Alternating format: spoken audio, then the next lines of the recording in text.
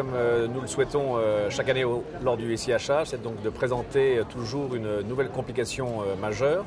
Donc après le tourbillon automatique le plus plat du monde, nous avons donc souhaité cette année présenter la répétition minute la plus plate du monde. Donc nous avons pour cela établi 2 records du monde, à la fois la boîte donc la plus plate du monde qui équipe donc un mouvement en répétition minute et le mouvement en répétition minute automatique le plus plat du monde, 4 mm 8 seulement.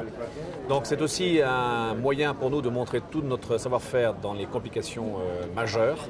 Là en fait ça a nécessité effectivement un travail absolument monstrueux de la part de l'ensemble de nos manufactures. Nous avons 2 manufactures, une qui est spécialisée sur les mouvements à la Côte-Fée, c'est donc celui-ci qui a réalisé je dirais ce mouvement.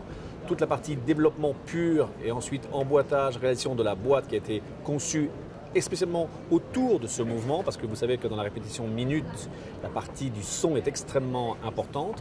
Donc le travail de la boîte a été fait de façon conjointe avec le mouvement et ça a nécessité bien sûr plus de 3 ans de travail pour 6 ingénieurs pour développer ce mouvement. Oui, parce que ce qui est important dans la répétition minute, c'est aussi la qualité du tintement, la mélodie qu'elle déploie. Exactement. Souvent, on est lié par la forme de la boîte, pas mal de contraintes qui échappent un petit peu. Tout à fait. Alors c'est pour ça que la partie donc, de l'harmonie du son a été travaillée de façon avec des ingénieurs en acoustique pour essayer de reproduire un son à la fois audible, donc nous sommes à un niveau de 65 décibels, ce qui correspond peu ou prou à une conversation entre personnes, et puis avec donc 3 harmonies différentes.